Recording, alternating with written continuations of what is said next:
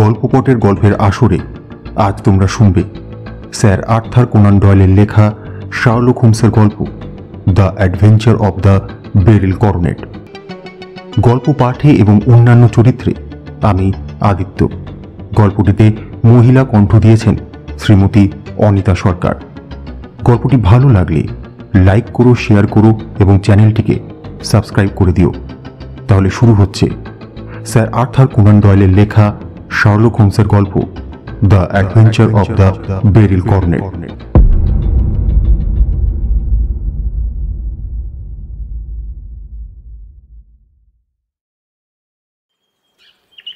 একদিন সকালে আমাদের ধনুকাকৃতি জানলা দিয়ে রাস্তার দিকে চোখ রেখে দাঁড়িয়েছিলাম।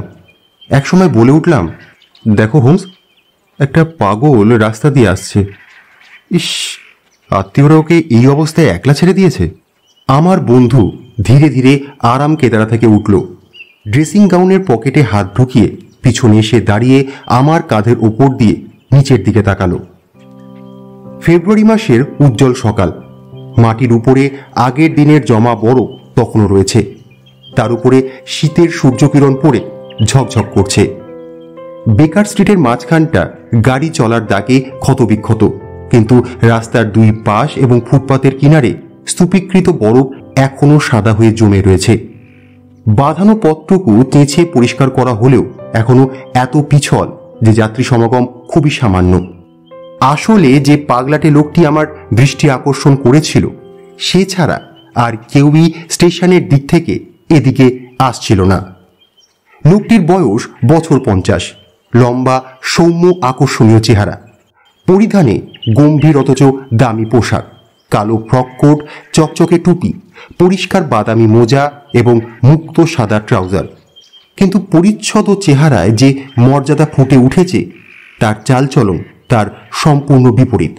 কারণ সে দ্রুত বেগে দৌড়ে আসছিল আর মাঝে মাঝে ছোট ছোট লাফ দিচ্ছিল, অনেকটা হাঁটতে অনভ্যস্ত কোনো পরিশ্রান্ত লোক ঠিক যেমনটা করে থাকে।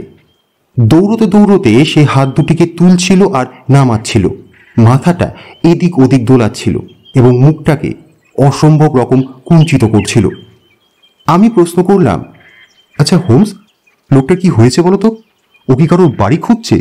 হাত ঘষতে ঘষতে হোমস বলল, আমার তো বিশ্বাস সে এখানেই আসছে। এখানে?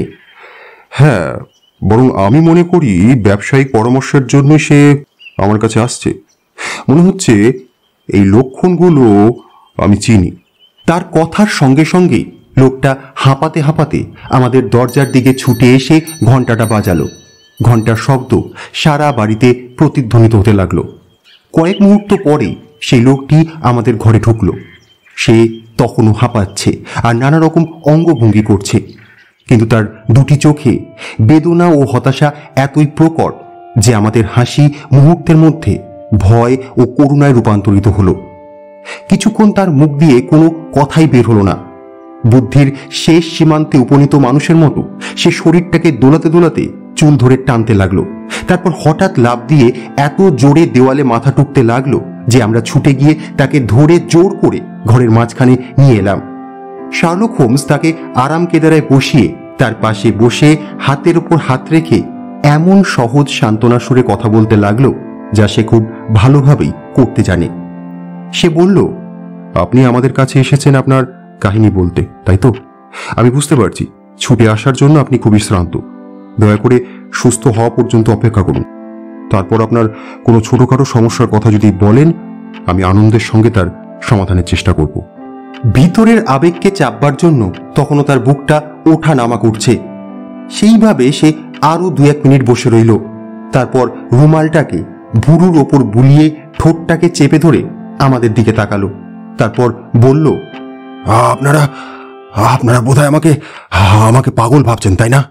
না না, আমি তো বুঝতে পারছি যে আপনি খুব বিপদে পড়েছেন। ঈশ্বর জানেন সত্যি বিপদে পড়েছি।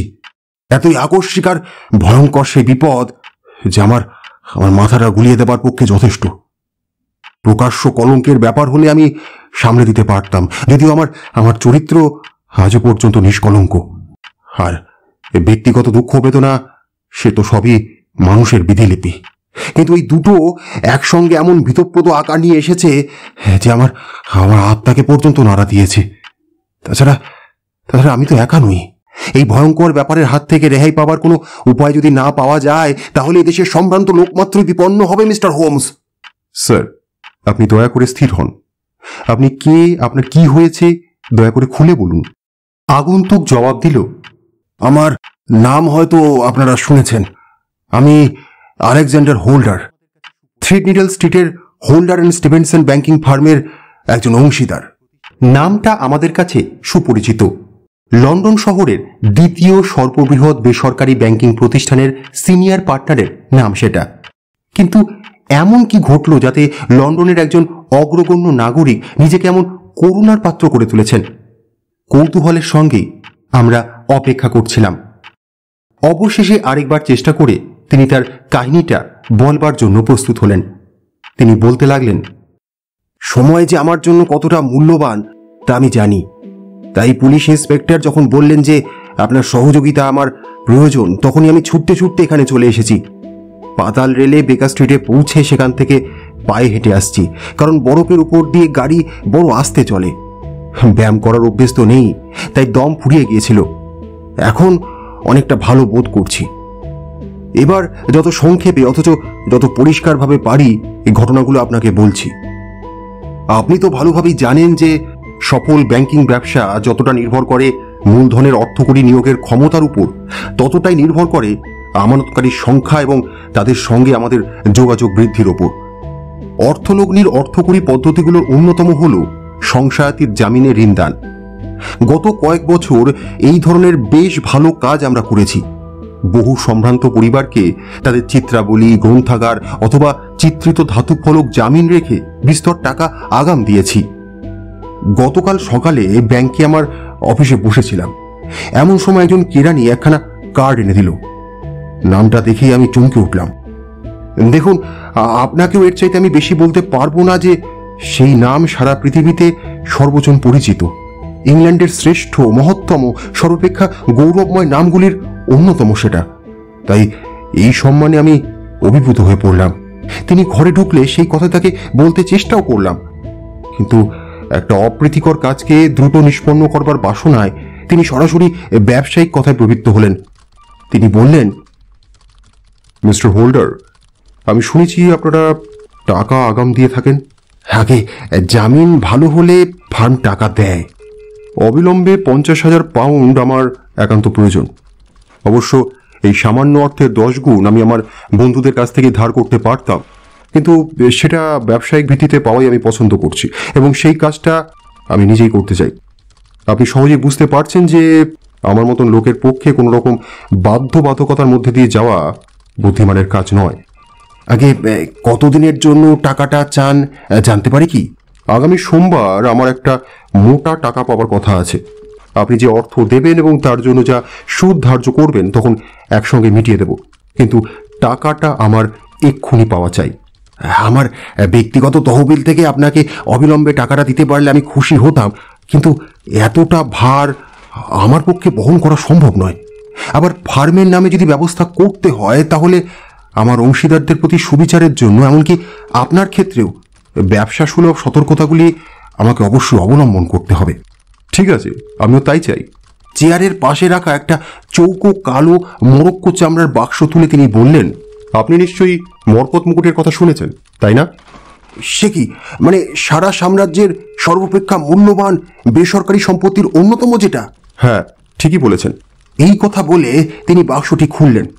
আমি দেখলাম নরম মাংস রং ভেলভেটের মধ্যে রক্ষিত আছে সেই আশ্চর্য রত্নালঙ্কার যার নাম তিনি এইমাত্র উল্লেখ করলেন। তিনি বললেন, 39টি বৃহদাকার মরকতমণি এতে আছে, আর যে সোনার পাতের ওপর এগুলো বসানো আছে তার দাম গণনাতীত।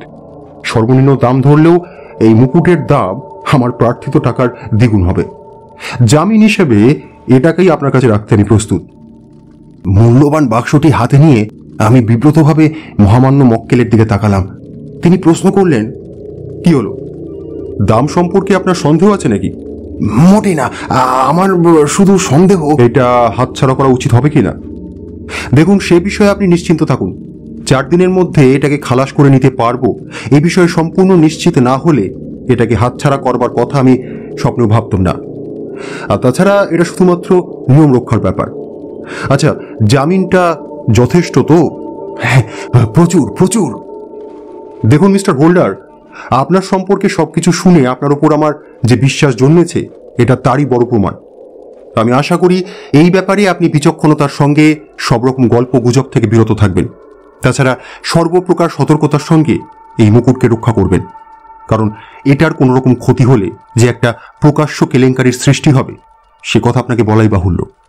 এটার কোনো ক্ষতি হওয়া এবং এটা সম্পূর্ণ হারিয়ে যাওয়া সমান গুরুতর, কারণ এগুলোর সঙ্গে মেলাবার মতন মরকতমণি পৃথিবীতে আর নেই। কাজেই এর কোনোটা হারিয়ে গেলে আর নতুন করে বসানো যাবে না। যাই হোক, পূর্ণ বিশ্বাসের সঙ্গে এটা আমি আপনার কাছে রেখে যাচ্ছি। সোমবার সকালে আমি স্বয়ং এটা ফিরিয়ে নিয়ে যাব।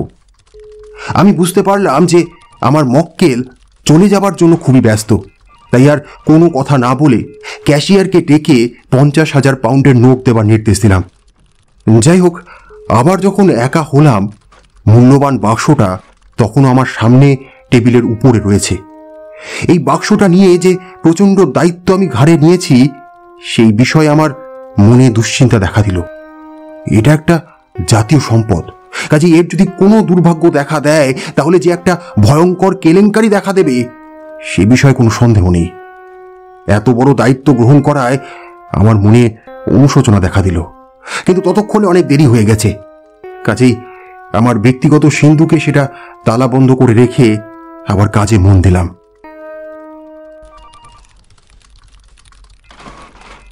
সন্ধেবেলায় মনে হলো এত বড় মূল্যবান বস্তু আপিসে রেখে চলে যাওয়া অবিবেচনার কাজ হবে।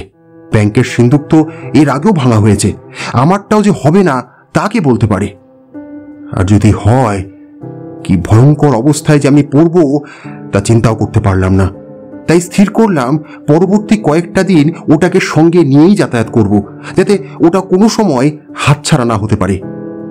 এই অভিপ্রায়ে একটা গাড়ি ডেকে রত্নালঙ্কারটি সঙ্গে নিয়ে স্ট্রেথামে বাড়ির দিকে রওনা দিলাম। বাড়িতে পৌঁছে দোতলায় উঠে আমার ড্রেসিং রুমের দেরাজে ওটাকে তালাবন্ধ না করা পর্যন্ত আমি যেন ভালো করে নিঃশ্বাসও নিতে পারছিলাম না।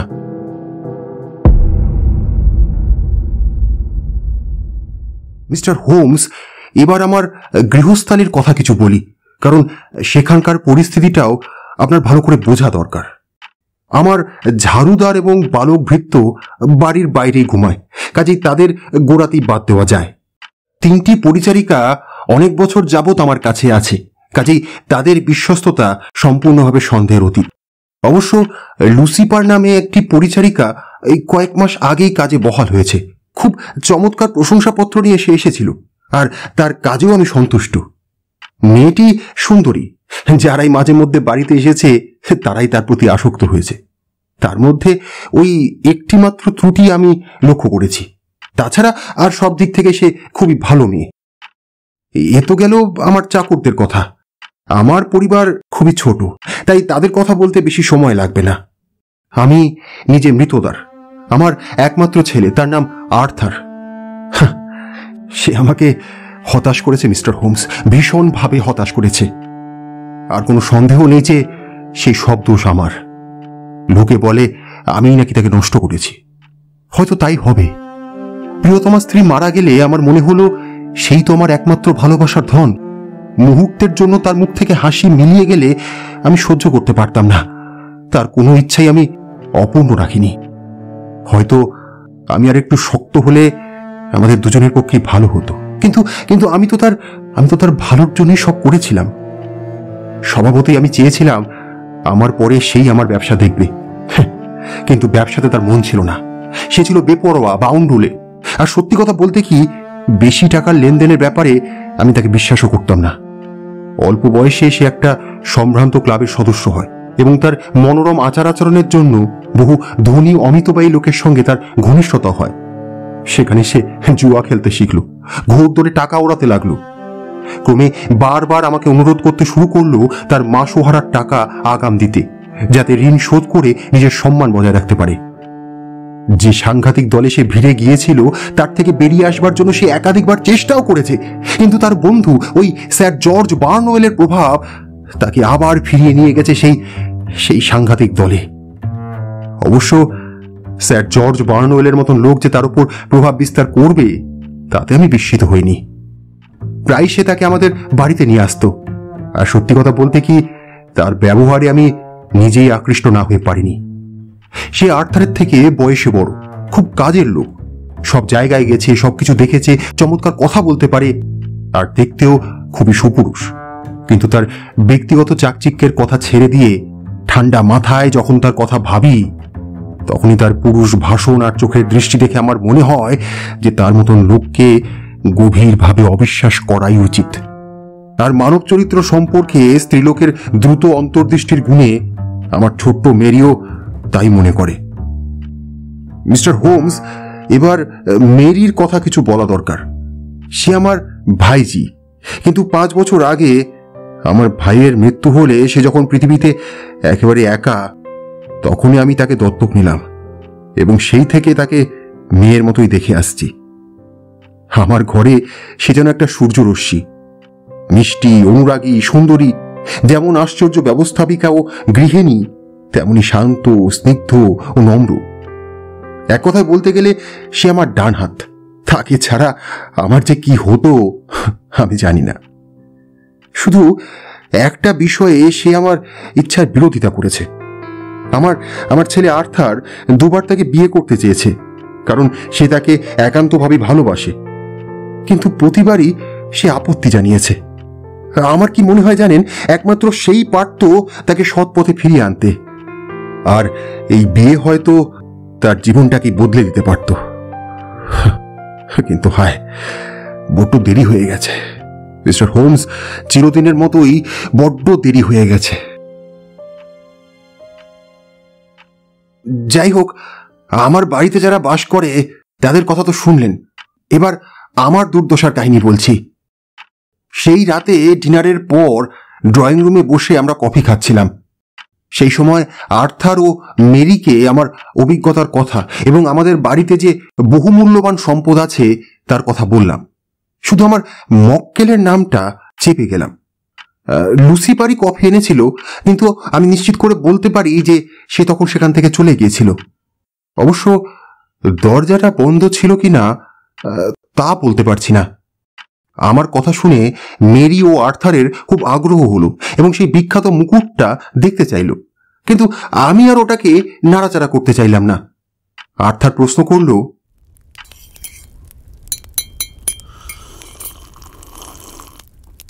বাবা, ওটাকে কোথায় রেখেছ? কেন, আমার দেরাজে? তা ভালো, তবে রাত্রিরে বাড়িতে চুরি না হলেই হলো। সেই নিয়ে তোমাকে চিন্তা করতে হবে না, তালা দেওয়া আছে। বাবা, তুমি কি জানো না যে কোনো পুরনো চাবি দেরাজে লাগে? আমি যখন ছোট ছিলাম বক্সরুমের কাবার্ডের চাবি দিয়ে আমি নিজেই তো ওটা খুলেছি। মিস্টার হোমস, এরকম আবোল তাবোল বলাই ওর স্বভাব, তাই ওর কথা নিয়ে আমি বিশেষ মাথা ঘামাতাম না। যাই হোক, গম্ভীর মুখে আমার পিছনে পিছনে সে আমার ঘরে এলো। তারপর চোখ নিচু করে বলল, আচ্ছা বাবা, আমাকে 200 পাউন্ড দিতে পারো কি?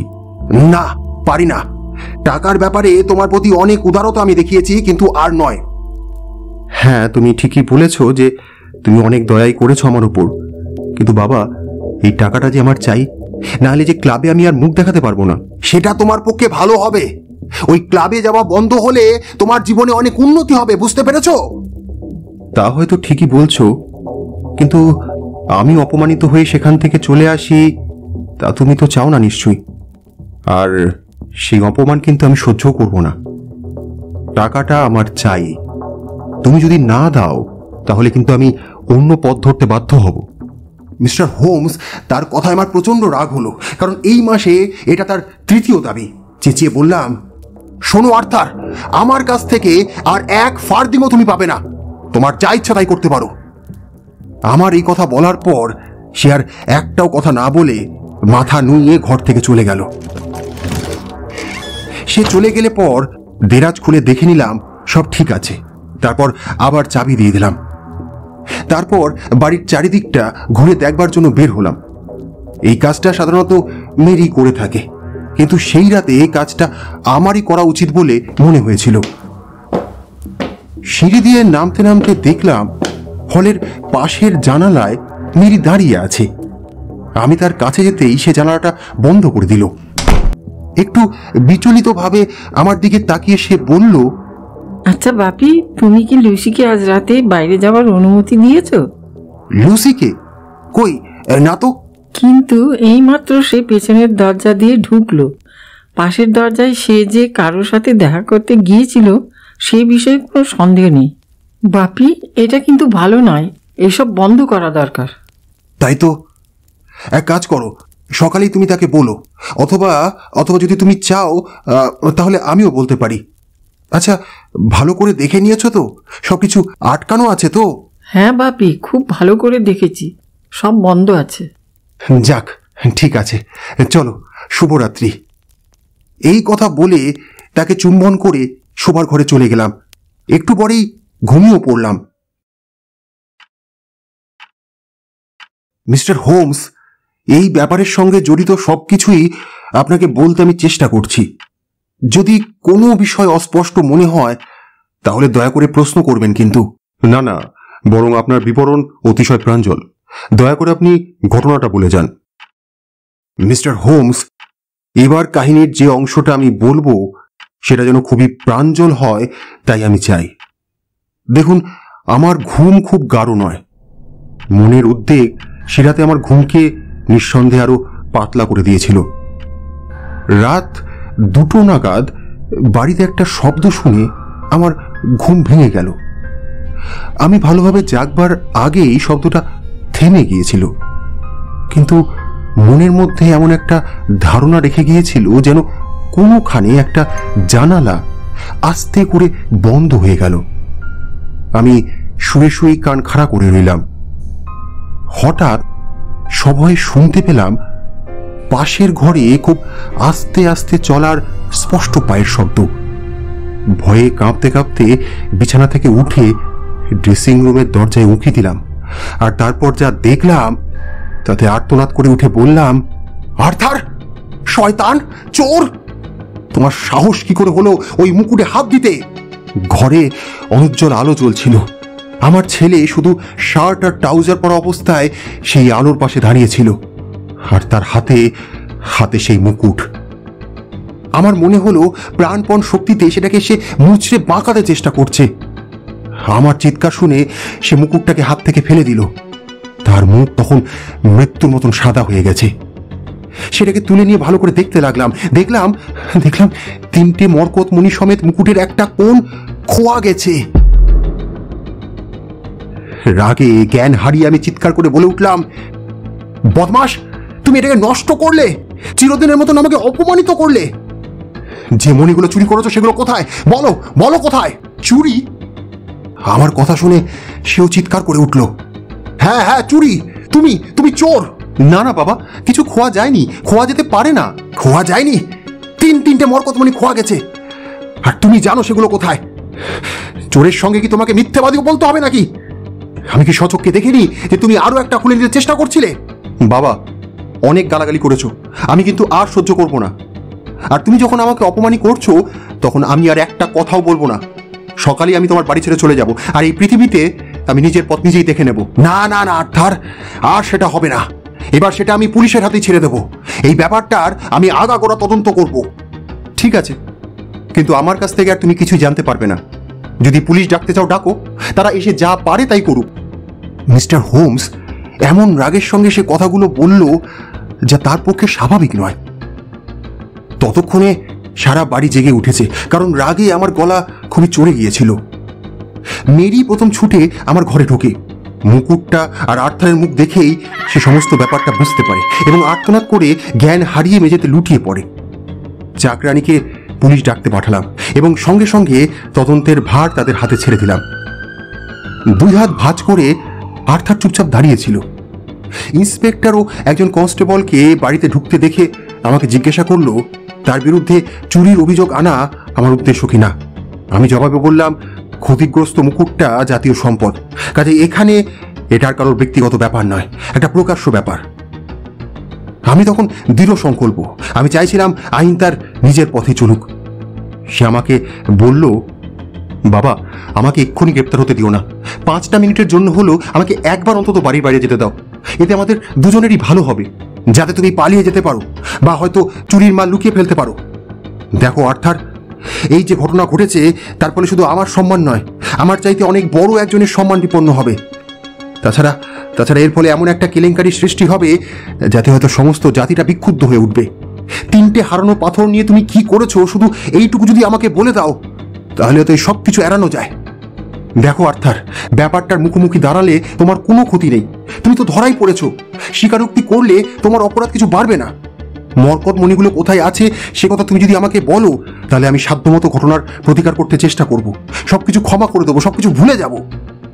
আমার কথায় ঘৃণায় সে মুখ ফিরিয়ে নিয়ে বলল, বাবা, যারা ক্ষমা চায় তাদের জন্য তোমার ক্ষমা তুলে রাখো। আমি বুঝতে পারলাম যে সে এতই কঠোর যে আমার কথায় কোনো কাজ হবে না। তার জন্য তখন একটি পথই খোলা আছে। ইন্সপেক্টরকে ডেকে আর্থারকে তার হেফাজতে দিয়ে দিলাম। তখনই খোঁজাখুঁজি শুরু হলো। তার শরীর, ঘর এবং বাড়ির যে কোনো জায়গায় যেখানে মণিগুলো লুকিয়ে রাখা সম্ভব সর্বত্র খোঁজা হলো, কিন্তু কোথাও পাওয়া গেল না। আমার হতভাগা ছেলেটাও মুখ খুলল না, না আমার উপরোধে না আমার ভীতি প্রদর্শনে। আজ সকালে তাকে হাজতে পোড়া হয়েছে। আমিও পুলিশের সঙ্গে প্রয়োজনীয় কাজকর্ম সেরে সোজা আপনার কাছে এসেছি।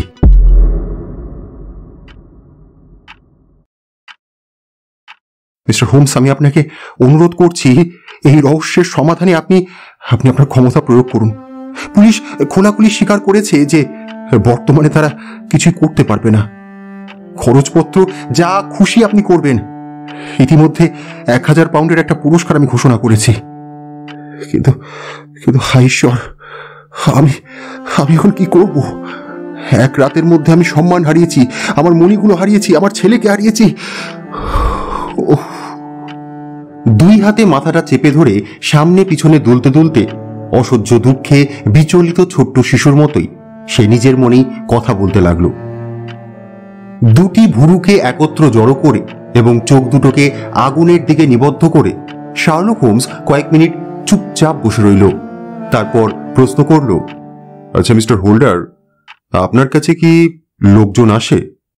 না স্যার, সেরকম কেউ না। শুধু আমার অংশীদার ও তার পরিবারের লোকেরা এবং আর্থারের জনৈক বন্ধু ওই স্যার জর্জ বার্নওয়েল সম্প্রতি কয়েকদিন এসেছিল। এছাড়া আর কেউ আসে না। আচ্ছা, আপনি কি ক্লাবে খুব যাতায়াত করেন? আগে না, তবে আর্থার করে। মেরি আর আমি বাড়িতেই থাকি। আসলে আমরা কেউই ওসব পছন্দ করি না। কিন্তু একজন তরুণীর পক্ষে সেটা একটু অস্বাভাবিক নয় কি? আগে তার স্বভাবই শান্ত। তাছাড়া সে একেবারে তরুণীও নয়, তার বয়স 24 বছর। আপনার কথায় মনে হচ্ছে এই ব্যাপারে সেও খুব আঘাত পেয়েছে, তাই তো? হ্যাঁ, ভয়ঙ্কর স্যার, ভয়ঙ্কর। আমার চাইতে সে অনেক বেশি আঘাত পেয়েছে। আচ্ছা, আপনার ছেলের এই অপরাধ সম্পর্কে আপনাদের কারোর কোনরূপ সন্দেহ নেই তো? কেমন করে থাকবে স্যার? আমি নিজের চোখে তাকে মুকুট হাতে দেখেছি। কিন্তু সেটাকে খুব চূড়ান্ত প্রমাণ বলে আমি অন্তত মনে করি না। আচ্ছা, মুকুটের বাকিটা কোন রকম ক্ষতিগ্রস্ত হয়েছিল কি? আগে হ্যাঁ, সেটাকে মোচড়ানো হয়েছিল। কিন্তু এরকমটাও তো হতে পারে যে সে মুকুটটাকে সোজা করতে চাইছিল। ঈশ্বর আপনার মঙ্গল করুন স্যার। তার আর আমার জন্য যা কিছু করা সম্ভব আমি বুঝতে পারছি যে আপনি তাই করছেন। কিন্তু কাজটা খুবই শক্ত। প্রথমত, সে সেখানে কি করছিল? আর সে যদি নির্দোষী হয় তাহলে সে কথা বলছে না কেন? তা ঠিক, তবে সে যদি দোষী হবে তাহলে একটা মিথ্যে কথা বানিয়ে বলছে না কেন? আমার তো মনে হয় তার এই চুপ করে থাকাটা দুদিকেই খাটে। এই ব্যাপারের বেশ কয়েকটা দিক আছে। আচ্ছা, যে শব্দ শুনে আপনার ঘুম ভেঙেছিল সে বিষয়ে পুলিশের কি মত? তারা মনে করেন যে আর্থার শোবার ঘরের দরজা বন্ধ করার ফলে শব্দটা হয়ে থাকতে পারে। মানে তারা বলতে চাইছে যে একটা লোক পাপ কাজ করবার আগে দরজাটা এমনভাবে বন্ধ করবে যাতে বাড়ি শুদ্ধ লোক জেগে ওঠে। যাই হোক, আচ্ছা, মণিগুলো অদৃশ্য হওয়ার ব্যাপারে তাদের কি মত? আগে স্যার, সেগুলো পাবার আশায় তারা এখনো কাঠের পাটাতন ঠুকছেন আর আসবাবপত্র ফুটো করছেন। মানে বাড়ির বাইরে কোথাও খুঁজে দেখবার ব্যাপারে তারা কিছু ভাবেননি, তাই তো? আগে না স্যার, সে ব্যাপারেও তারা অসাধারণ উৎসাহ প্রদর্শন করেছেন। সারা বাগানটা তছনছ করে খুঁজেছেন। আচ্ছা মিস্টার হোল্ডার, আপনি কি এটা বুঝতে পারছেন না যে পুলিশ বা আপনি প্রথমে ব্যাপারটাকে যেরকম মনে করেছিলেন, আসলে এটা তার চাইতে অনেক গভীর ব্যাপার? আপনাদের কাছে এটা খুব সরল ঘটনা বলে মনে হচ্ছে, কিন্তু আমার কাছে ব্যাপারটা অসম্ভব জটিল। আপনার সন্দেহের কথাটাই ভেবে দেখুন না। আপনি মনে করছেন যে আপনার ছেলে বিছানা থেকে নামলো, অত্যন্ত ঝুঁকি নিয়ে আপনার শোবার ঘরে গেল, আপনার দেরাজ খুললো, মুকুট বের করলো, তার থেকে একটা অংশ গায়ের জোরে ভেঙে নিয়ে অন্য জায়গায় চলে গেল। 39টার মধ্যে 3টে মণিকে এমনভাবে লুকিয়ে রাখলো যে কেউ খুঁজে পেল না, এবং তারপরে বাকি 36টা নিয়ে সেই ঘরেই ফিরে এলো যেখানে তার ধরা পড়বার সমূহ সম্ভাবনা। আমি আপনাকে জিজ্ঞাসা করছি, এটা কি খুব বিশ্বাসযোগ্য বলে মনে হচ্ছে আপনার? ব্যাংক মালিক হতাশভাবে বলে উঠল, কিন্তু মিস্টার হোমস, এছাড়া আর কি ভাবা যায়? তার উদ্দেশ্য যদি সাধু হয়ে থাকে তাহলে সে কথা সে খুলে বলছে না কেন? সেটা বের করা আমাদের কাজ। কাজেই আপনি যদি রাজি থাকেন তাহলে আমরা দুজনেই স্টেথামের উদ্দেশ্যে যাত্রা করব এবং খুঁটিনাটিগুলো আরো ভালোভাবে দেখবার চেষ্টা করব। আমার সঙ্গী তাদের অভিযানে আমাকেও সঙ্গী হতে বলল। আমার আগ্রহ যথেষ্টই ছিল। যে কাহিনী শুনলাম তাতে আমার কৌতূহল এবং সহানুভূতিও গভীরভাবে আলোড়িত হয়েছিল। আমি স্বীকার করছি যে ব্যাংক মালিকের পুত্রের অপরাধ তার হতভাগ্য পিতার মতোই আমার কাছেও বেশ স্পষ্ট। তথাপি হোমসের বিচার শক্তির ওপর আমার বিশ্বাস এতটাই দৃঢ় যে যতক্ষণ পর্যন্ত সে গৃহীত ব্যাখ্যায় সন্তুষ্ট না হচ্ছে ততক্ষণ আশা করবার যথেষ্ট কারণ আছে।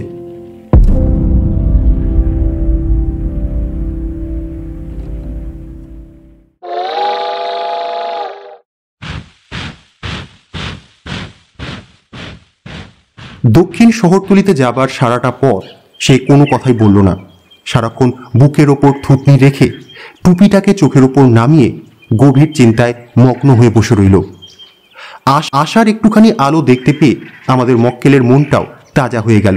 এমনকি ব্যবসার কথা নিয়ে আমার সঙ্গে কিছুক্ষণ আলোচনাও করল। কিছুটা রেলপথে আর তার চাইতেও অল্প কিছুটা পায়ে হেঁটে আমরা মিস্টার হোল্ডারের বাসভবন ফেয়ার ব্যাংকে পৌঁছালাম।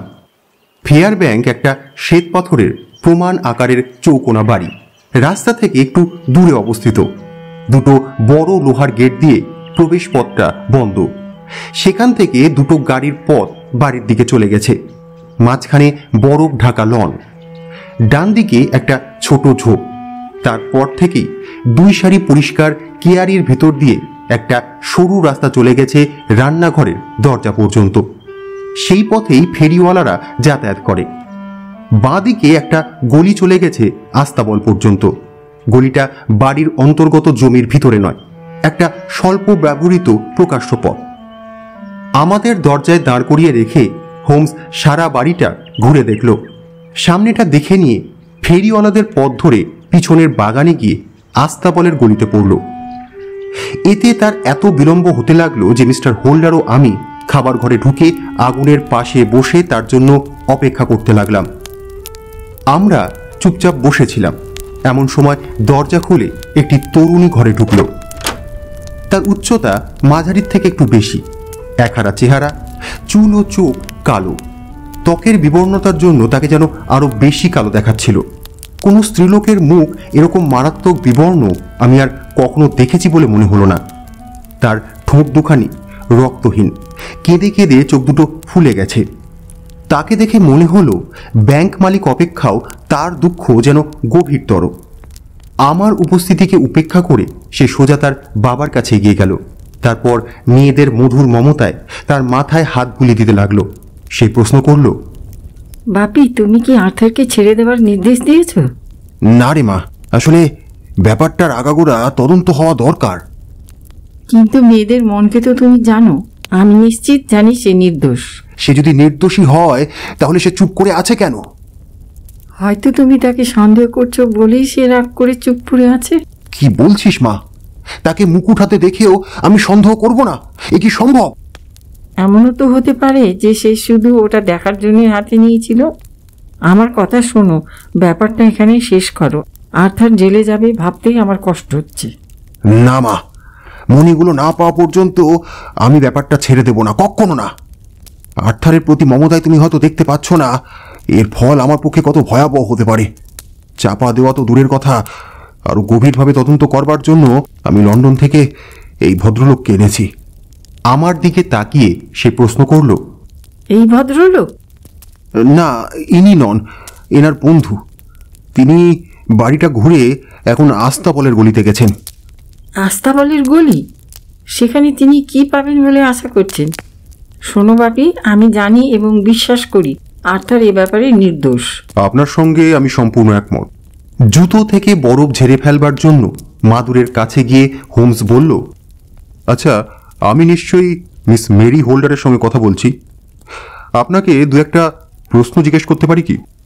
যদি তাতে আর্থারের উপকার হয় তাহলে নিশ্চয়ই করতে পারেন। আচ্ছা, কাল রাত্রে আপনি কিছু শোনেননি? আমি বাপির গলা শুনে নিচে নেমে আসি, তার আগে কিছুই শুনিনি। আগের রাতে সব জানালা দরজা আপনি বন্ধ করেছিলেন, তাই না? আচ্ছা, সব জানালা বন্ধ করেছিলেন তো? হ্যাঁ। আজ সকালেও কি সবগুলো বন্ধই ছিল? হ্যাঁ। আপনাদের চাকরানির একজন প্রেমিক আছে, তাই না? আচ্ছা, কাল রাতে আপনি কি আপনার কাকাকে বলেছিলেন যে তার সঙ্গে দেখা করতে সে বাইরে গিয়েছিল? হ্যাঁ, আমার ধারণা সে যখন ড্রয়িং রুমে এসেছিল তখন মুকুট সম্পর্কে কাকার কথাগুলো শুনে থাকতে পারে। তাহলে আপনি বলতে চান যে প্রেমিককে কথা বলতেই সে রাত্রে বাইরে গিয়েছিল, তারপর দুজনে মিলে এই ডাকাতির মতলবটা আঁটে। মিস্টার হোমস, এইসব কথার মানে কি? আমি তো আপনাকে বলেছি যে আর্থারের হাতে মুকুট আমি নিজে দেখেছি। একটু অপেক্ষা করুন মিস্টার হোল্ডার, সেই কথায় পরে আসছি। আচ্ছা মিস হোল্ডার, এই মেয়েটার কথাই বলুন। আপনি তাকে রান্নাঘরের দরজা দিয়ে ফিরতে দেখেছিলেন, তাই তো? হ্যাঁ, সেই রাতে দরজাটা ঠিকমতো আটকানো হয়েছে কিনা দেখতে গিয়ে চোখে পড়ল সে নিঃশব্দে ভেতরে ঢুকে গেল। আবছা আলোয় লোকটাকেও দেখতে পেলাম। আপনি তাকে চেনেন? চিনি তো, আমাদের সবজিওয়ালা, নাম ফ্রান্সিস প্রসপার। হোমস বলল, আচ্ছা, সে বোধহয় দরজার বাঁদিকে দাঁড়িয়েছিল, মানে দরজায় পৌঁছতে যতটা আসা দরকার তার চাইতে একটু বেশি এগিয়ে, তাই না? হ্যাঁ, তাই। আর তার বোধহয় একটা কাঠের পা আছে। তরুণীর কালো চোখের তারায় একটা ভয় যেন ঝিলিক দিয়ে উঠল। সে বলল, আরে আপনি কেমন করে জানলেন? হোমস বলল, ঠিক আছে মিস হোল্ডার, এবার আমি উপরে যেতে চাই, তবে তার আগে নিচের জানালাগুলো দেখলে বোধহয় ভালো হয়, আর তারপর বাড়ির বাইরেটাও আরও একবার ঘুরে দেখব। দ্রুত পায়ে হোমস একটা থেকে আরেকটা জানালায় হাঁটতে লাগলো। তারপর হল থেকে আস্তাবলের গলির দিককার বড় জানালাটার কাছে গিয়ে দাঁড়ালো। সেটাকে খুলে শক্তিশালী ম্যাগনিফাইং গ্লাস দিয়ে তার গোবরাটটাকে খুব ভালো করে পরীক্ষা করে বলল, ঠিক আছে, চলুন এবার আমরা উপরে যাব। দোতলায় উঠে দেখলাম ব্যাংক মালিকের ড্রেসিং রুম একটা সাধারণভাবে সাজানো ছোট ঘর। তাতে রয়েছে একটা ধূসর কার্পেট, একটা বড় দেরাজ টেবিল আর একখানা বড় আয়না। হোমস প্রথমেই দেরাজ টেবিলের কাছে গিয়ে তালাটার দিকে তাকালো। আচ্ছা, এই কোন চাবি দিয়ে এটাকে খোলা হয়? হ্যাঁ মিস্টার হোমস, সে কথা তো আমার ছেলে আগেই আমাকে বলে দিয়েছে, গুদাম ঘরের কাবার্ডের চাবিটা দিয়ে। সেটা কি এখানে আছে? ওই তো ড্রেসিং টেবিলের উপরই আছে। চাবিটা দিয়ে হোমস দরজাটা খুলে ফেলল। তারপর বলল, তালাটা খুলতে কোনো রকম শব্দ হলো না, তার মানে এর শব্দে আপনার ঘুম ভাঙেনি। আচ্ছা, এই বাক্সটার মধ্যেই তো মুকুটটা আছে, তাই না?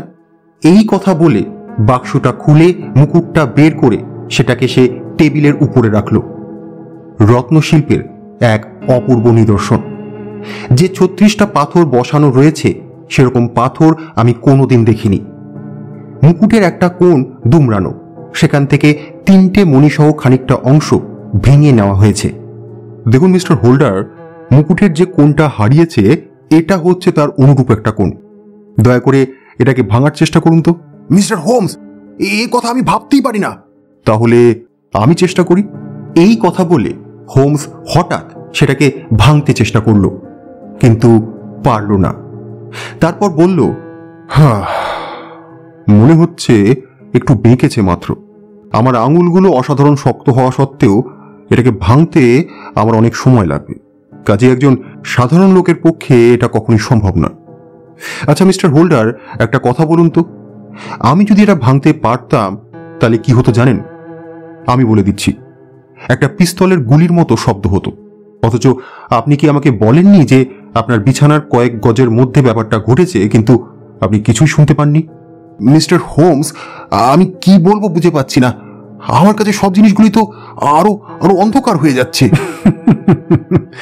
চিন্তা করবেন না মিস্টার হোল্ডার, আর একটু অগ্রসর হলেই অন্ধকার ফিকে হয়ে আসবে। আচ্ছা, আপনি যখন তাকে দেখতে পেয়েছিলেন তখন তার পায়ে জুতো বা চটি ছিল কি? আগে না, ট্রাউজার ও শার্ট ছাড়া তার পরনে আর কিছুই ছিল না। ধন্যবাদ ওয়াটসন, এই তদন্তে ভাগ্য আমাদের প্রতি সত্যিই খুব সুপ্রসন্ন হয়েছে। এরপরও যদি সব সমস্যা মেটাতে না পারি তাহলে সেটা আমাদের দোষ। আচ্ছা মিস্টার হোল্ডার, আপনার অনুমতি নিয়ে বাড়ির বাইরের তদন্ত কার্যটা আমি চালিয়ে যেতে চাই। তার নির্দেশ মতোই সে একা গেল, কারণ সে বলল যে অনাবশ্যক পায়ের দাগ পড়লে তার কাজের অসুবিধা হবে। 1 ঘন্টার মতন কাজ করে যখন হোমস ফিরে এলো তখন তার পা বরফে ভারী হয়ে উঠেছে আর তার চেহারা হয়েছে বিদঘুটে। সে বলল, মিস্টার হোল্ডার, যা কিছু দেখবার সবই দেখে নিয়েছি, এবার বরং আমি আমার বাসায় ফিরে যাই। কিন্তু মিস্টার হোমস, মণিগুলো কোথায়? তা বলতে পারবো না। ব্যাংক মালিক 2 হাত মুচড়ে বলে উঠল, ঈশ্বর, তাহলে কি সেগুলো কোনোদিন ফেরত পাবো না? আর আর আমার ছেলের কি হবে? মিস্টার হোমস, আপনি কিন্তু আশা দিয়েছিলেন। মিস্টার হোল্ডার, আমার বক্তব্য কিন্তু এখনো অপরিবর্তিতই আছে। ঈশ্বরের দোহাই মিস্টার হোমস, আমি কিচ্ছু বুঝতে পারছি না। আপনি যা বলছেন তা যদি সত্যি হয়, তাহলে কাল রাতে আমার বাড়িতে যে ঘটনাটা ঘটলো সেটা কি ছিল?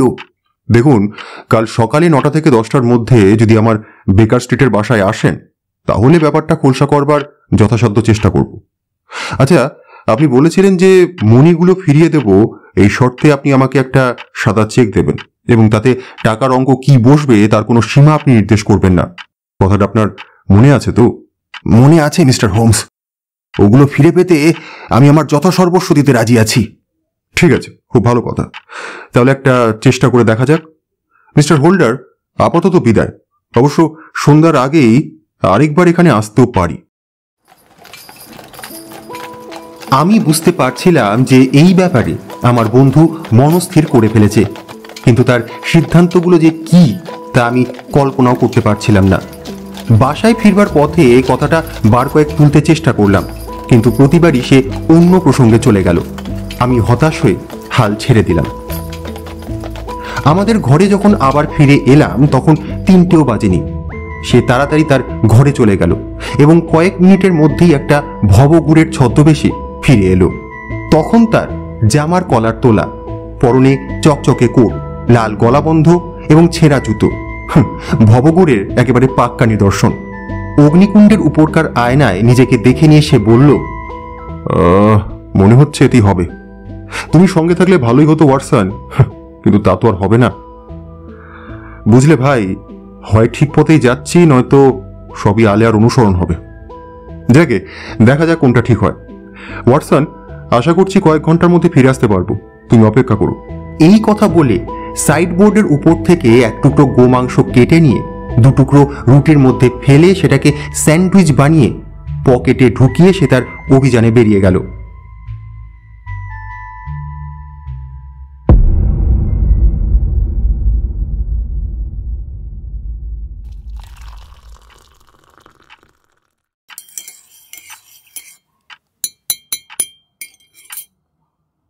দেখতে দেখতে বেশ খানিকক্ষণ কেটে গেছে।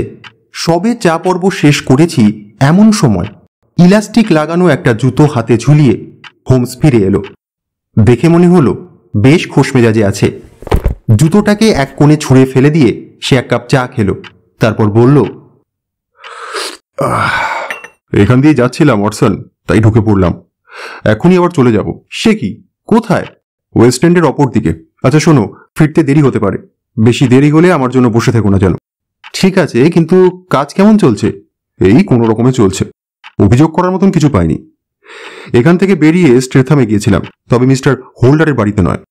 আসলে কি জানো, সমস্যাটা ভারী সুন্দর। কোনো কিছুর জন্যই আমি এটাকে হাতছাড়া করতে চাই না।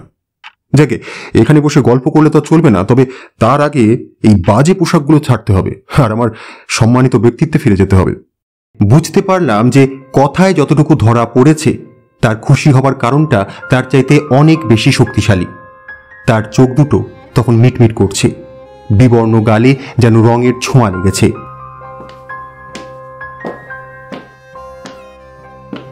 দ্রুত পায়ে সে উপরে উঠে গেল। কয়েক মিনিট পরে হলের দরজা বন্ধ হওয়ার শব্দ শুনে বুঝলাম সে তার মনের মতো অভিযানে বেরিয়ে গেল।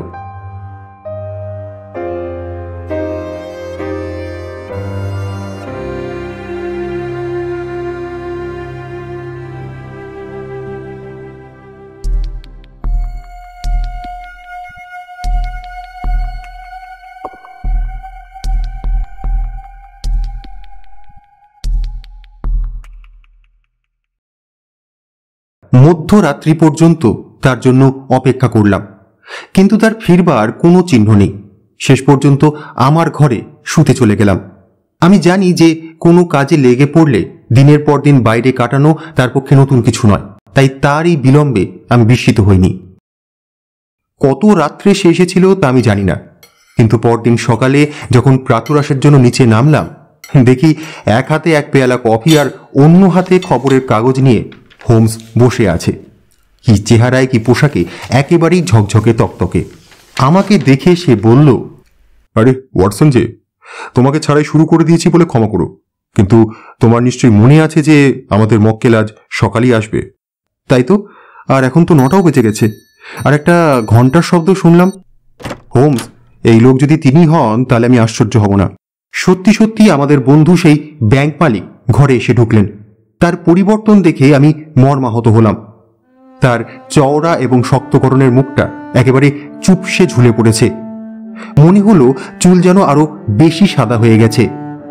এমন শ্রান্তি ও অবসন্নতা নিয়ে সে ঘরে ঢুকলো যে তার পূর্বদিন সকালবেলাকার হাহুতাশের চাইতেও সেটা অনেক বেশি বেদনাদায়ক মনে হলো। আরাম কেদারাটা এগিয়ে দিতেই সে ধপ করে তাতে বসে পড়ল। তারপর বলল, মিস্টার হোমস, আমি জানি না এমন কি কাজ আমি করেছি যার জন্য আমার এই কঠোর শাস্তি হচ্ছে। মাত্র 2 দিন আগেও আমি ছিলাম সুখী, সমৃদ্ধ, এই জগতের কোনো চিন্তা ভাবনা আমার ছিল না। আর এখন ভাবতে পারেন, এই বয়সে সবাই আমাকে ছেড়ে চলে যাচ্ছে। আমার মাথায় অসম্মান নেমে এসেছে। এক দুঃখের পিছন পিছন আরেক দুঃখ এসে জুটেছে। আমার ভাইজি মেরিও আমাকে ছেড়ে চলে গেছে। ছেড়ে চলে গেছে? আগে হ্যাঁ, গতকাল তার বিছানায় কেউ শোয়নি, তার ঘর খালি। হলের টেবিলের ওপর আমার জন্য এই চিঠিটা শুধু ছিল। দোষের মধ্যে শুধু কাল রাতে তাকে বলেছিলাম, তাও রাগ করে নয়, বলেছিলাম বড় দুঃখে, সে যদি আমার ছেলেটাকে বিয়ে করত তাহলে সে হয়তো ভালো হয়ে যেত। জানি না এই কথা বলা বোধহয় আমার উচিত হয়নি, আর সেই কথাই সে তার চিঠিতে উল্লেখ করেছে। এই দেখুন মিস্টার হোমস, এই দেখুন সে চিঠিতে কি লিখেছে, দেখুন আপনি একবার। হোমস চিঠিটা নিয়ে পড়তে শুরু করলো। তাতে লেখা রয়েছে, বাপি, আমি বুঝতে পারছি আমার জন্যই তোমার এই বিপদ ঘটেছে। আমি যদি এরকম না করতাম তাহলে হয়তো এই দুর্ভাগ্য দেখা দিত না। এই চিন্তা মনের মধ্যে নিয়ে আমি আর তোমার বাড়িতে থাকতে পারছি না, তাই চিরদিনের মতন চললাম। আমাকে খুঁজতে চেষ্টা করো না, তাতে আমার ক্ষতি হবে। একান্তভাবে তোমার অনুগত মেরি। পড়লেন মিস্টার হোমস, এই চিঠির অর্থ কি? আপনি কি মনে করেন সে আত্মহত্যার কথা লিখেছে? না, সেরকম কিছু নয়, তবে এটাই বোধহয় সবচাইতে ভালো সমাধান। মিস্টার হোল্ডার, আমি মনে করি আপনার দুর্দশার অবসান হতে চলেছে। হ্যাঁ, আপনি কি বলছেন মিস্টার হোমস? আপনি কি কিছু জেনেছেন? মণিগুলো কোথায়? আচ্ছা, সেগুলোর প্রত্যেকটার দাম 1000 পাউন্ড হলে আপনার কি খুব বেশি বলে মনে হবে? আমি 10,000 দেবো মিস্টার হোমস, আমি 10,000 দেবো। না, তার প্রয়োজন হবে না। 3000 পাউন্ডে মিটে যাবে, আর সামান্য কিছু হয়তো পুরস্কার লাগবে। আচ্ছা, চেক বইটা কি আপনার সঙ্গে আছে? তাহলে ওই 4000 পাউন্ডেরই চেক কাটুন। বিস্ময়চকিত মুখে ব্যাংক মালিক সেই রকম চেকই কেটে দিলেন। হোমস তার ডেস্কের কাছে গিয়ে তার ভিতর থেকে 3টে মণি বসানো একটা 3 কোনা সোনার টুকরো বের করে টেবিলের ওপর ফেলে দিল। আনন্দে চিৎকার করে উঠে আমাদের মক্কেল সেটাকে জাপটে ধরলেন। মিস্টার হোমস, পেয়েছেন পেয়েছেন আপনি শেষ পর্যন্ত? ওহ, ঈশ্বরকে ধন্যবাদ। হ্যাঁ, আমি বেঁচে গেলাম মিস্টার হোমস, আমি বেঁচে গেলাম। যত তীব্র ছিল তার দুঃখ, ঠিক তেমনই তীব্র হলো তার আনন্দ। মণিগুলোকে সে বুকের মধ্যে জড়িয়ে ধরল। কিন্তু শার্লক হোমস কঠোরভাবে বলল, মিস্টার হোল্ডার, আপনার কিন্তু আরও কিছু ঋণ আছে। ঋণ? বলুন বলুন, কত পাউন্ড লাগবে? আমি এক্ষুনি লিখে দিচ্ছি মিস্টার হোমস। না না, ঋণটা আমার কাছে নয়, ঋণটা আপনার ছেলের কাছে। তার কাছে আপনাকে ক্ষমা চাইতে হবে। এই ব্যাপারে যে আচরণ সে করেছে, আমার ছেলে থাকলে তার অনুরূপ আচরণে আমি গর্ববোধ করতাম। তাহলে তাহলে আপনি বলছেন যে আর্থার এগুলো নেয়নি? দেখুন মিস্টার হোল্ডার, আপনাকে কালও বলেছি, আজও বলছি, এই কাজ সে করেনি। আপনি ঠিক জানেন? তাহলে চলুন এক্ষুনি তার কাছে যাই, তাকে বলি যে আসল সত্য জানা গেছে। সেই কথা সে আগেই জানে। সবকিছু স্পষ্ট করে বুঝতে পেরেই আমি তার সঙ্গে দেখা করি। প্রকৃত কথাটা সে যখন কিছুতেই বলল না, তখন আমি তাকে সব কথা খুলে বললাম। তখন সে স্বীকার করে যে আমার কথাই ঠিক। সেই সঙ্গে তখন আমি জানতাম না এমন কিছু খুঁটিনাটি কথাও আমাকে বলে। অবশ্য আজ সকালে আপনি যে খবর এনেছেন, তাতে হয়তো সে মুখ খুলতে পারে। মিস্টার হোমস, আপনাকে ঈশ্বরের দোহাই, আমাকে দয়া করে বলুন কি সেই রহস্য। বলবো, কেমন করে ধাপে ধাপে রহস্যের সমাধান করেছি সব বলবো। কিন্তু তার আগে সেই কথাটা বলতে চাই যেটা আমার পক্ষে বলা এবং আপনার পক্ষে শোনা সবচাইতে শক্ত হবে। মিস্টার হোল্ডার, স্যার জর্জ বার্নওয়েল এবং আপনার ভাইজি মেরির মধ্যে একটা বোঝাপড়া ছিল, আর এবার তারা দুজনে একসঙ্গে পালিয়েছে। মিস্টার হোমস, এ আপনি কি বলছেন? আমার মেরি? অসম্ভব, হতেই পারে না। দুর্ভাগ্যের বিষয় মিস্টার হোল্ডার, এটা সম্ভবের চাইতেও বেশি। এটা নিশ্চিত সত্য। আপনার পরিবারের সকলের সঙ্গে মিশতে দেওয়ার আগে আপনি বা আপনার ছেলে কেউই ওই লোকটার আসল চরিত্র জানতেন না। ওই লোকটা ইংল্যান্ডের জঘন্যতম লোকদের অন্যতম। জুয়া খেলে সর্বশান্ত একটা বেপরোয়া শয়তান, একটা মানুষ যার কোনো মন বা বিবেক নেই।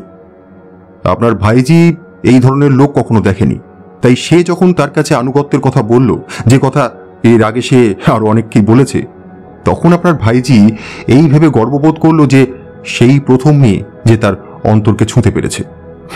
কিন্তু শয়তানটা তো সবই জানে। ক্রমে মেয়েটি তার হাতের পুতুল হয়ে উঠল এবং প্রায় প্রতি সন্ধ্যায় তার সঙ্গে দেখা করতে লাগলো।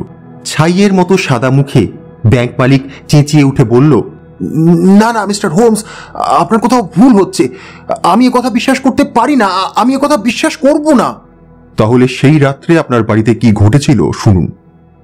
আপনি আপনার ঘরে চলে গেলেন ভেবে সে নিঃশব্দে নিচে নেমে গিয়ে আস্তাবলের গলির দিককার জানালা দিয়ে তার প্রেমিকের সঙ্গে কথা বলে। সেখানে প্রেমিকটি এত বেশি সময় দাঁড়িয়েছিল যে তার পায়ের দাগ বরফের মধ্যে একেবারে বসে যায়। মেয়েটি তাকে মুকুটের কথা বলে, আর এই কথা শুনে শোনার জন্য তার শয়তানি লালসা জেগে ওঠে এবং মেয়েটিকেও দলে টানে। মিস্টার হোল্ডার, মেরি যে আপনাকে ভালোবাসে এ বিষয়ে আমার কোনো সন্দেহ নেই, কিন্তু এমন অনেক মেয়ে আছে যাদের বেলায় প্রেমিকের ভালোবাসা অন্য সব ভালোবাসাকে ভুলিয়ে দেয়, এবং আমি মনে করি যে আপনার ভাইজিও তাদেরই একজন।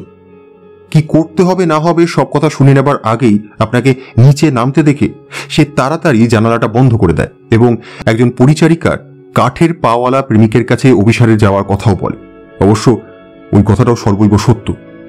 আপনার সঙ্গে কথা কাটাকাটি হওয়ার পরেই আপনার ছেলে আর্থার শুতে চলে যায়, কিন্তু ক্লাবের ধারের কথা ভেবে দুশ্চিন্তা তার ভালো ঘুম হয় না। মাঝরাতে নিজের ঘরের দরজার সামনে মৃদু পায়ের শব্দ শুনে তার ঘুম ভেঙে যায়।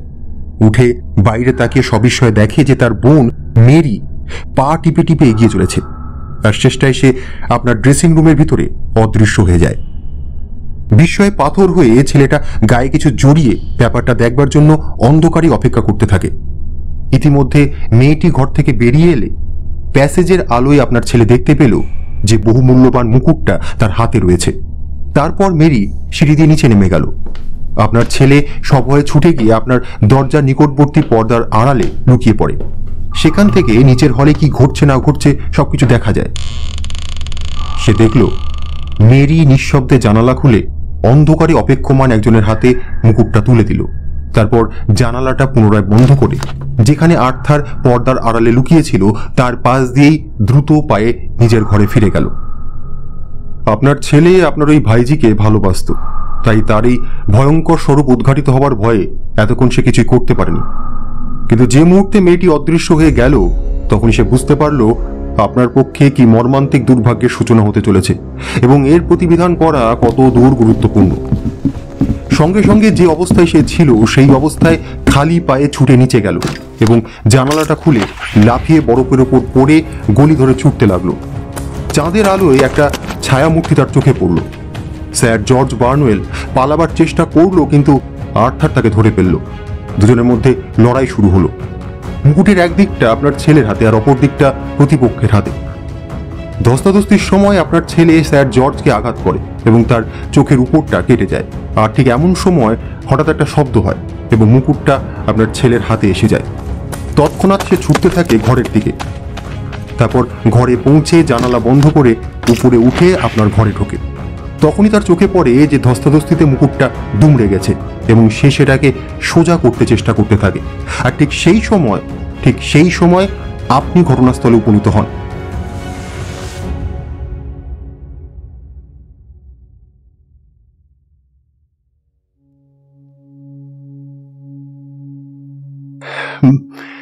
মিস্টার হোমস, আপনি যা বলছেন এ কি সত্যি?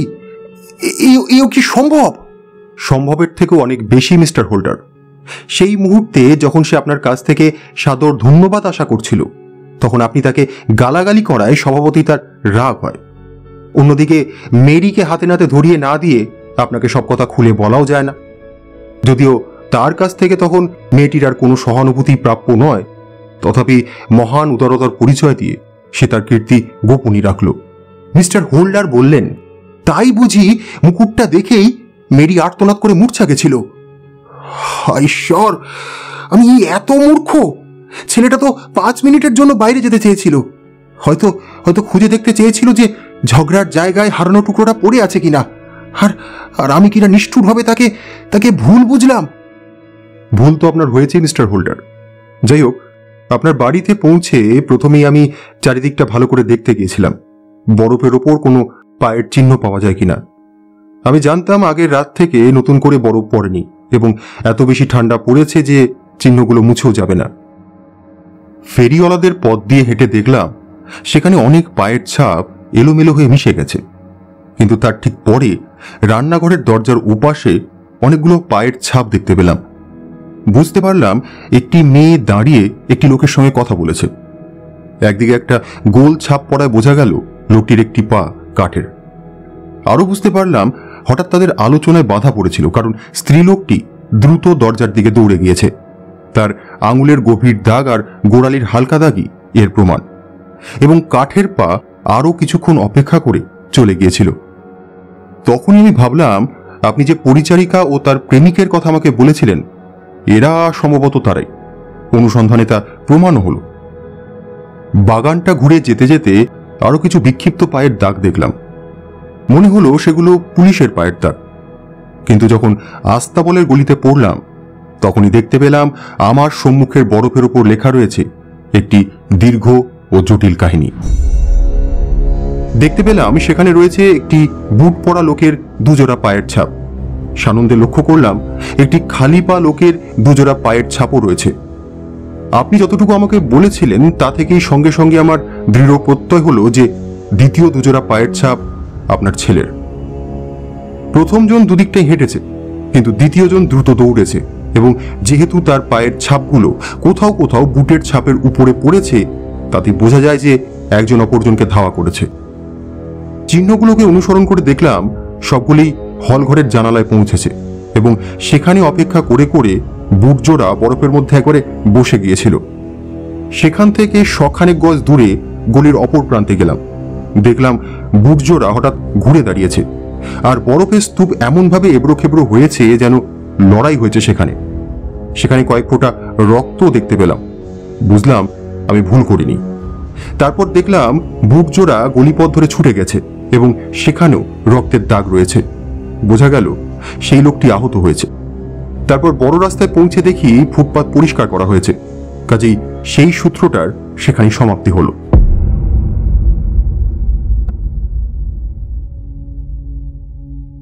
আপনার নিশ্চয়ই মনে আছে যে বাড়ির ভিতরে ঢুকে হলঘরের জানালার গোবরাট এবং চৌকাঠ আমার লেন্স দিয়ে ভালো করে পরীক্ষা করছিলাম। বেশ বুঝতে পারলাম যে কেউ একজন এখান দিয়ে বাইরে গেছে। আবার ভিতরে ঢুকতে গিয়ে যেখানে ভিজে পা ফেলেছিল সেখানে পায়ের পাতার উপরের দিককার একটা স্পষ্ট চিহ্ন দেখতে পেলাম। এসব দেখে মনে মনে সমস্ত ব্যাপারটা সম্পর্কে একটা ধারণা করে নিলাম। বুঝতে পারলাম একজন লোক জানালার বাইরে অপেক্ষা করছিল, আর কেউ একজন তাকে মণিগুলো এনে দিল। ঘটনাটা আপনার ছেলের চোখে পড়ে গেল। সে চোরকে তাড়া করলে দুজনের মধ্যে ধস্তাধস্তি হয়। দুজনে দুই কোণ ধরে মুকুটটাকে টানে। এর ফলে একজনের শক্তিতে যা সম্ভব ছিল না, দুজনের মিলিত শক্তিতে মুকুটটা ভেঙে যায়। মুকুটের একটা অংশ আপনার ছেলের প্রতিপক্ষের হাতে, আর বাকিটা আপনার ছেলের হাতে চলে আসে। এই পর্যন্ত বেশ পরিষ্কারই ছিল, কিন্তু প্রশ্ন হলো লোকটা কে এবং তাকে মুকুটটা এনেই বা দিল কে? দেখুন মিস্টার হোল্ডার, এটা আমার একটা পুরনো নীতি যে অসম্ভবকে বাদ দিলে যা কিছু অবশিষ্ট থাকে তা সে যতই অযৌক্তিক হোক না কেন সেটাকেই সত্য বলে মনে করা। আমি যখন জানি যে আপনি কখনো মুকুটটাকে সেখানে নিয়ে যেতে পারেন না, তখন বাকি রইল শুধু আপনার ভাইজি আর পরিচারিকারা। কিন্তু ওটা যদি পরিচারিকাদের কাজই হবে, তাহলে আপনার ছেলে তাদের পরিবর্তে নিজেকে অভিযুক্ত হতে দেবে কেন? সেরকম কোনো কারণই থাকতে পারে না। তারপর ভেবে দেখলাম যেহেতু সে তার বোনকে ভালোবাসত, তাই এই কাজটা যদি মেরি করে থাকে তাহলে নিশ্চয়ই সে এই কথাটা গোপন রাখবে, বিশেষত গোপন কথাটা যখন নিন্দনীয়। তখনই মনে পড়ল আপনি মেরিকে জানালায় দেখেছিলেন এবং পুনরায় মুকুটটা দেখেই সে মূর্ছা গিয়েছিল। তখনই বুঝতে পারলাম যে আমার অনুমান নিশ্চিত। এর পরের প্রশ্ন হলো যে তার সহযোগী কে হতে পারে? নিশ্চয়ই তার প্রেমিক, কেননা তাছাড়া আপনার প্রতি তার ভালোবাসা আর কৃতজ্ঞতাকে কেই বা ছাড়িয়ে যেতে পারে। আমি জানতাম যে আপনি আর মেরি কদাচিৎই বাইরে যান এবং আপনাদের বন্ধুর সংখ্যাও খুবই সীমিত, আর তাদের মধ্যে একজন হলেন স্যার জর্জ বার্নওয়েল। আমি আগেই শুনেছিলাম নারী গঠিত ব্যাপারে লোকটার দুর্নাম আছে। আমার ধারণা হলো নিশ্চয়ই সেই ওই বুট জুতো পড়েছিল এবং হারানো মণিগুলো তার কাছেই রয়েছে। এখানে আপনি প্রশ্ন করতে পারেন যে আর্থার তো তাকে দেখে ফেলেছিল, কিন্তু মিস্টার হোল্ডার, তা সত্ত্বেও সে নিজেকে নিরাপদ মনে করেছিল, কারণ সে জানত যে নিজের পরিবারকে না জড়িয়ে আর্থারের পক্ষে একটা কথাও বলা সম্ভব নয়।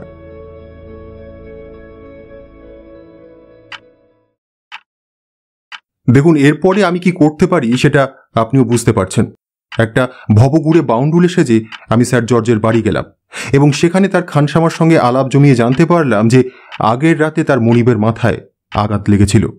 এরপর নগদ 6 সিলিং দিয়ে স্যার জর্জের একজোড়া ফেলে দেওয়া জুতো কিনে নিয়ে সোজা স্ট্রেথামে চলে গেলাম এবং মিলিয়ে দেখলাম জুতো জোড়ার সঙ্গে পায়ের দাগ ঠিক ঠিক মিলে গেল। মিস্টার হোল্ডার বললেন, তাই তো, গতকাল সন্ধ্যায় ছেঁড়া পোশাক পরা একজন ভবঘুরেকে আমি গলিতে দেখেছিলাম। আগে হ্যাঁ, সেই মহানুভব আমিই ছিলাম। যাকে লোকটাকে যখন পাওয়া গেল তখন আমি বাসায় ফিরে পোশাক বদলালাম। এরপর আমাকে যে ভূমিকায় অভিনয় করতে হলো সেটা খুব শক্ত ছিল। বুঝতে পারলাম কেলেঙ্কারি এড়াতে হলে মামলা মোকদ্দমার পথে যাওয়া চলবে না। আবার ওরকম একজন পাক্কা শয়তান সহজেই বুঝতে পারবে যে এই ব্যাপারে আমাদের হাত পা বাঁধা। যাই হোক, তার সঙ্গে দেখা করলাম। প্রথমে অবশ্য সে সবই অস্বীকার করল।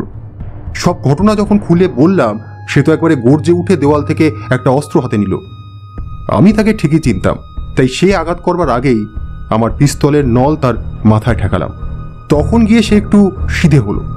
তাকে বললাম পাথরগুলোর জন্য তাকে ন্যায্য দাম দেব, প্রতিটি মণির জন্য 1000 পাউন্ড করে।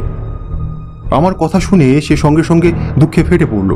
বলল, হা ঈশ্বর, আমি যে সর্বনাশ করেছি মিস্টার হোমস, আমি যে 600 পাউন্ডে 3টেকে বিক্রি করে দিয়েছি।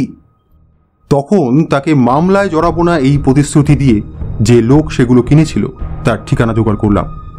গেলাম তার কাছে। অনেক দর কষাকষির পর পাথর প্রতি 1000 পাউন্ড করে দিয়ে সেগুলোকে হস্তগত করলাম। সেখান থেকে আপনার ছেলের সঙ্গে দেখা করে তাকে জানালাম যে সব ঠিক হয়ে গেছে। তারপর সারাদিনের কঠোর পরিশ্রম সেরে প্রায় 2টো নাগাদ শয্যার আশ্রয় নিলাম।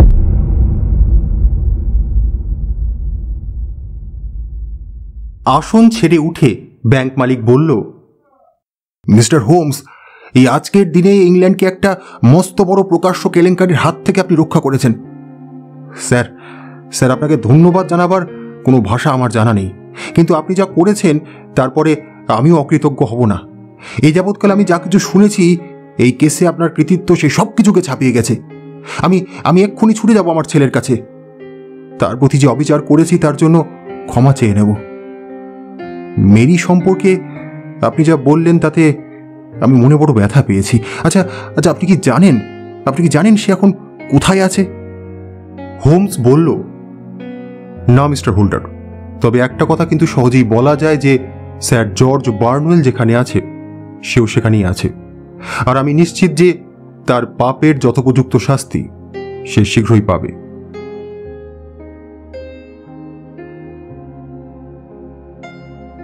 শুনছিলে স্যার আর্থার কোনান ডয়েলের লেখা শার্লক হোমসের গল্প the adventure of the beryl coronet. কেমন লাগলো আজকের গল্প কমেন্ট করে জানাতে ভুলো না। ভালো লাগলে লাইক করো, শেয়ার করো এবং চ্যানেলটিকে সাবস্ক্রাইব করে দিও। খুব শিগগিরই দেখা হচ্ছে আরেকটি নতুন গল্প নিয়ে। ততক্ষণ সঙ্গে থাকো, শুনতে থাকো গল্পপট। ক্লান্ত দিনের শেষে একটা গল্প হয়ে যাক